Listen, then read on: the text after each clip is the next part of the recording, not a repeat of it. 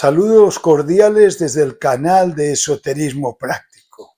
Nos encontramos una vez más para hablar sobre temas herméticos, esotéricos u ocultistas, como se le quieran denominar, aunque podríamos penetrar y decir que hay alguna diferencia, pero vamos, yo creo que en esta época de englobamiento podemos englobarlos todos en un mismo conjunto. Tema de hoy, título de la conferencia. Estamos dormidos. Quizás se me olvidó poner admiración, para hacerla todavía más afirmativa esta frase y que no quede como una frase interrogatoria. ¿Estamos dormidos? No. Estamos dormidos. Y no es que lo diga una sola persona, un solo filósofo, sino que hay cantidades de filósofos, de culturas que nos dicen estamos dormidos, y en un montón también de filosofías y de estudios religiosos que dicen hay que despertar. Entonces ya cada uno explica esa versión de estamos dormidos y explica su versión de hemos de despertar. Y nosotros hemos querido coger no la nuestra, sino hemos querido poner una y explicarlo de una manera. Primero es, si nos tuviéramos que ir a una civilización que tenían claro que estábamos dormidos, estos eran los mayas. Decían que la vida era maya, que la vida era una ilusión. Y que lo que a nosotros nos parece real, que lo es, pero digo lo que nos parece real, porque luego hablaríamos que hay otras realidades, pero que tampoco es el tema. Pero lo que decimos que es real, pero muy real.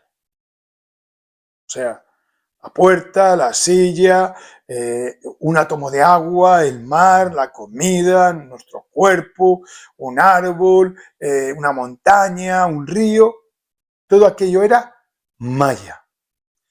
Y que nos permitían jugar, entre las comillas, la palabra jugar, con las cosas de las ilusiones. Pero que esas ilusiones, esas realidades, estaban lejos de la gran realidad. Y aquí entraríamos. Pero bueno, nos quedamos con la vida es maya, la vida es una ilusión o un sueño. La vida es un sueño.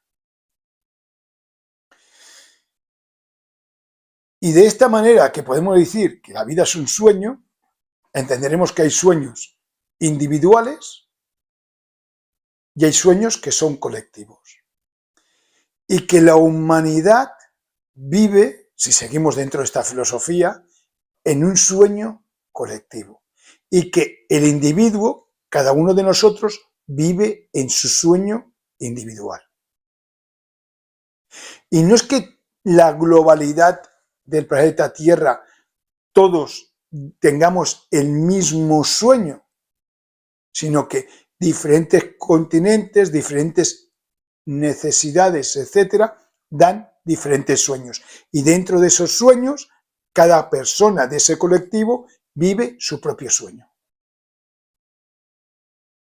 Y es como muy difícil llegar al despertar, o es muy difícil llegar a la gran realidad. Pero más que difícil, dificultoso, porque hay seres humanos que nos muestran el camino, o el camino que al menos ellos han utilizado y les ha ido bien, y aparte de ello, no solamente nos muestran el camino, sino nos dan herramientas para poder realizar ese camino. Y hasta aquí, imaginaos que todos estamos de acuerdo. Venga, vamos a ponemos ahí un denominador común y dice, estamos de acuerdo.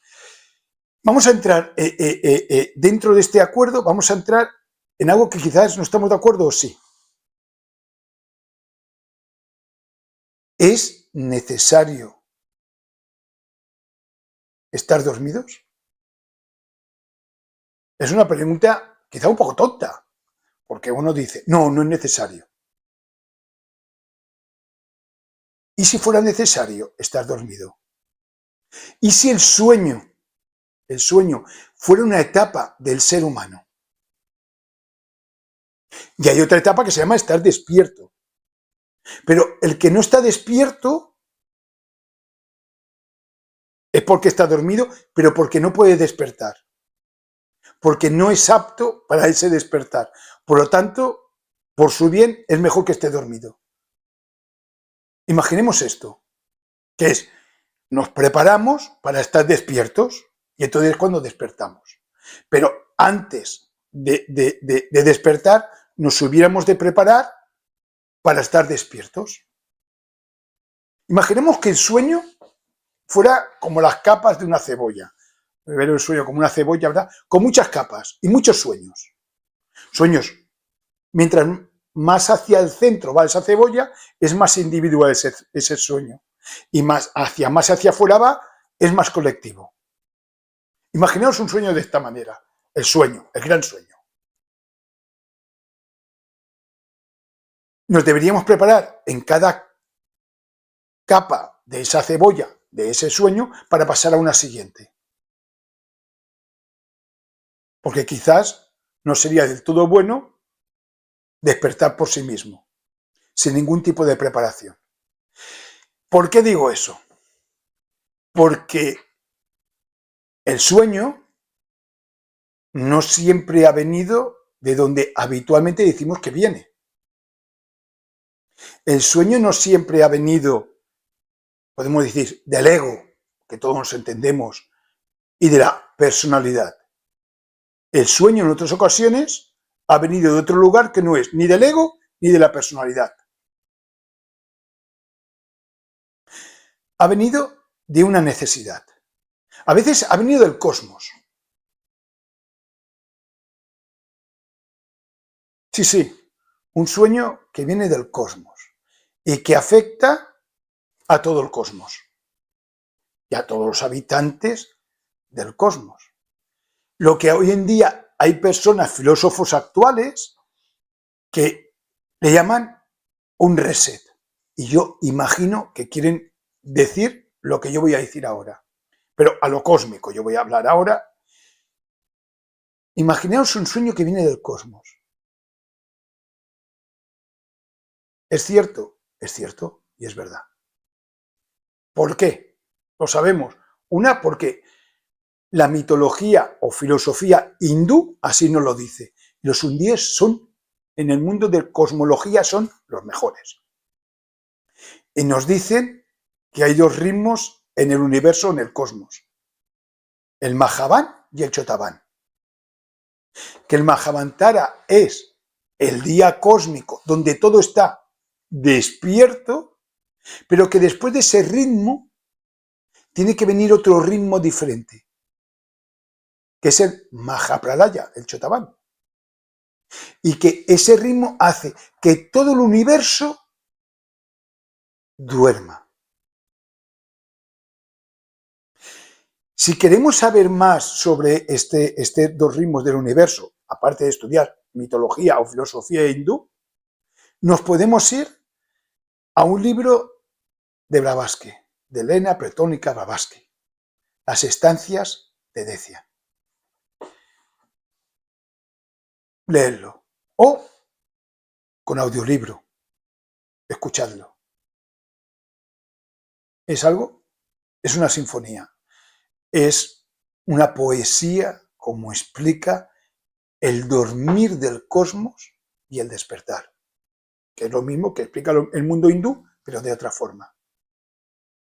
Estancias de Decian o de Dician, según como se quiera decir, que el mismo libro es maravilloso, y después filosofía o mitología hindú, que nos hablan de ese universo, de ese despertar y después de ese sueño. Nos explican que el universo, el cosmos, nuestro infinito, ha de descansar. Y entonces entra en el sueño.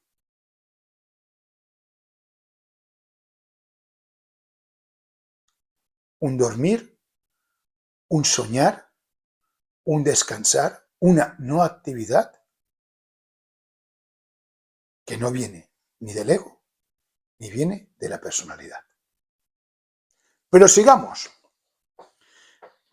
Los amigos hindúes y Madame Blavatsky, la mártir, la gran mártir del siglo XIX, como dice un gran filósofo, es lo único que nos ha traído alguna vez al universo, y a nosotros en ellos, a los seres humanos, un gran sueño.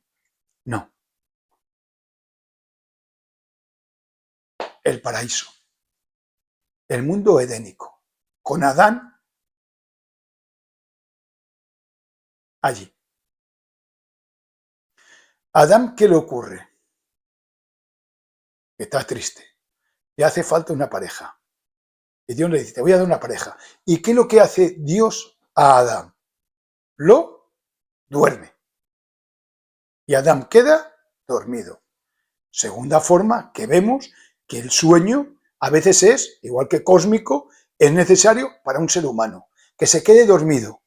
Y entonces el creador extrae de la costilla o del costado, yo creo que más del costado que de la costilla, a Eva.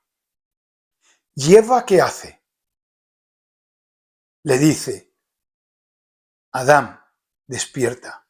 ¿Y Adán qué hace? Adán despierta. Y desde entonces el principio masculino siempre ha obedecido al eterno femenino.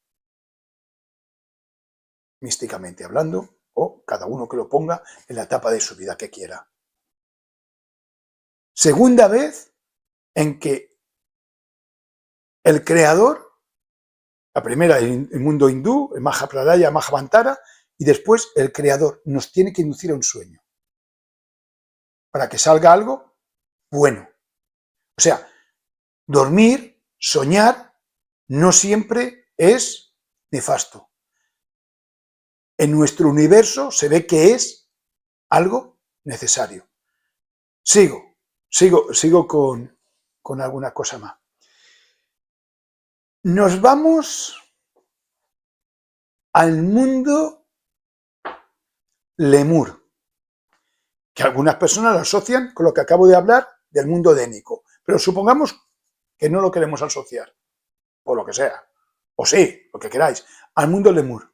Ahí hay un gran maestro llamado Gurdjieff, que en un libro llamado Relatos de Belcebú a su nieto, que os lo recomiendo totalmente, nos habla también de algo parecido. Nos habla de que en un momento determinado la humanidad, también como un Adán que estaba mal, que le hacía falta algo, le entrega los dioses santos, los grandes maestros, los ángeles, como lo queramos denominar, le entregan algo a esa humanidad. Un nuevo órgano que hasta entonces no tenía, llamado Kundabufer, y por otro maestro, Samael, llamado Kundartiguador. Es el mismo órgano.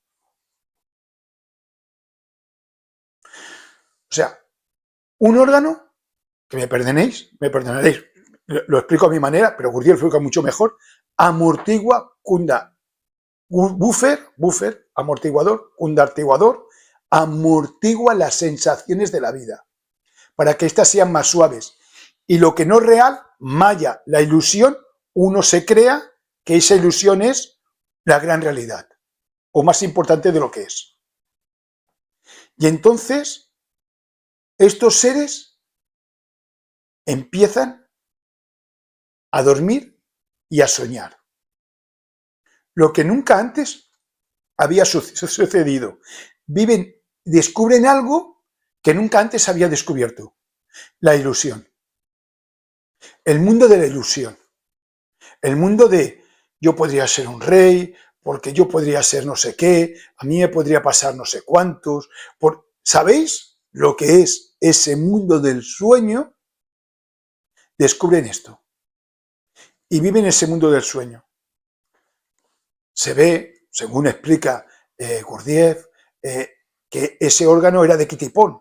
Lo tenían que haber quitado antes, pero se equivocaron y lo dejaron demasiado tiempo y ya la conciencia de esos seres se sumieron en un sueño. Algo le tendría que pasar a Adán, porque Adán no había desobedecido nunca al Creador y después de despertar y encontrarse a Eva fue lo primero que le pasó. Bien. ¿Qué es lo que nos trae el sueño? ¿Qué sucede con el sueño?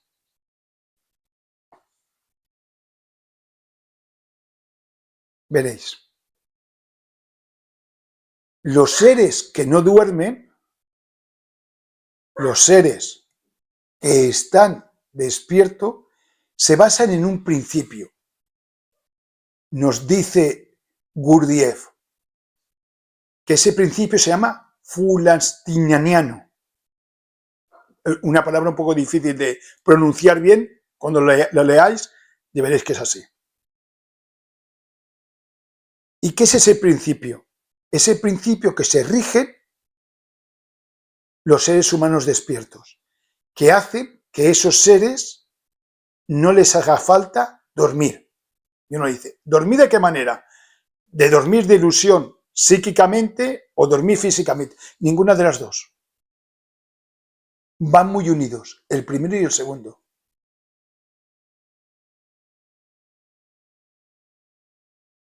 Pues cuando uno se basa en ese principio, que es el principio de los dioses, etcétera, uno puede pasarse muchísimo tiempo sin dormir y cuando él decide dormir, no por necesidad, sino por decisión propia, por voluntad, puede dormir muchísimo tiempo. Pero una vez que el ser humano duerme, se basa en otro principio, llamado Iklonatos, que es el principio en que se basan los animales, que les hace falta para sobrevivir dormir. Y por eso los animales duermen tanto. Les hace falta dormir. Sin dormir no pueden vivir. Es una gran necesidad. Y ese dormir físico, permitidme que lo una en esta ocasión con el dormir psíquico, con el dormir de la conciencia. Y nosotros ahora nos basamos, la humanidad habitualmente, aquellos seres humanos, diremos mejor, que no se basan en el principio fundamental, se basan en el Iklonatos y se basan en el principio de vivir de una forma con malla. O sea, les hace falta dormir, porque sin dormir enfermarían. Y sin ilusión, sin una realidad ilusoria, también enfermarían. Y entonces crean ilusiones. Y viven de ilusiones una gran parte de su vida. Y si le quitamos las ilusiones, se ponen enfermos. En cambio, el principio fundamental se basa en realidades y no se basa en ilusiones. Dos formas de poder vivir.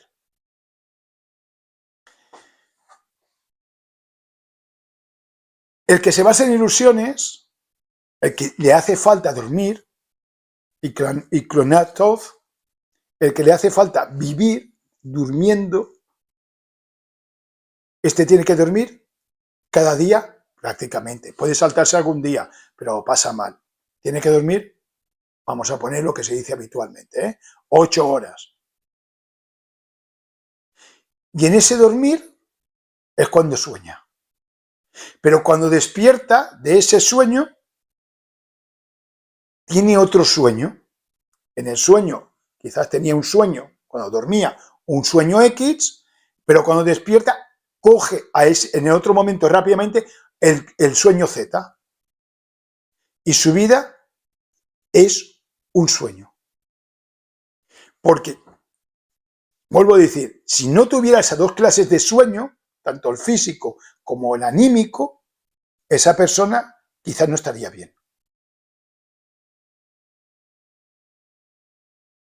Y si en vez de sueño ponemos la palabra reset, que es la que ponen algunos filósofos actuales, pues bueno, hacemos un reset cada día. Cuando uno se da cuenta de ello, que puede vivir sin ilusión. No puede, uno dice, ¿y cómo lo hago? Uno tiene que prepararse físicamente, espiritualmente, anímicamente y lo que son el organismo no visible o el organismo llamado el organismo oculto. Entonces uno empieza a hacer una serie de ejercicios, pranayamas, runas, vocalizaciones, trabajos totémicos, nahualistas, según qué lectura, uno se prepara. Y una vez que está preparado, empieza a despertar. ¿Dónde nota el primer despertar? En el sueño físico. Sus sueños empiezan a cambiar. Deja de soñar en lo que soñaba. Y empieza a tener sueños menos, no muy habituales cuando uno habla de sueños. Y cada vez esos sueños son más nítidos, tienen más color, más sensaciones, más aromas, se pueden tocar, hasta que llega un momento que de una forma natural y espontánea, lo de espontáneo lo pongo yo, uno va despertando. Y al ir despertando en el sueño, cuando estás durmiendo, al volverte otra vez al mundo físico y despertar, ya no quieres coger la otra ilusión de la vida. Sigues despertando. Y sigues despertando a medida que te vas preparando. Y algún día dejas el estado hitocranos y entras en el funanitaniano, que es que ya no duermes más. Y no dormir más puede tener un significado como inmortalidad. Si entendemos que la muerte y el sueño es algo semejante o parecido. Y entonces te vuelves un ser inmortal o casi inmortal o de una inmortalidad relativa, como decía un gran maestro. La inmortalidad es relativa, todavía me acuerdo de su título.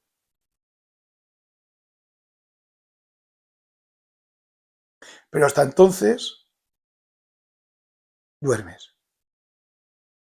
Porque si no durmieras o si no durmiéramos, no sobreviviríamos mucho. Nos hace falta dormir físicamente y espiritualmente y prepararnos, trabajar sobre nosotros mismos para el despertar. Y el despertar, vuelvo a decir, tiene muchas capas. Despiertas de algo y luego despiertas de otras cosas. Y muy agradecido por vuestra atención. Nos vemos en una siguiente conferencia. Adiós.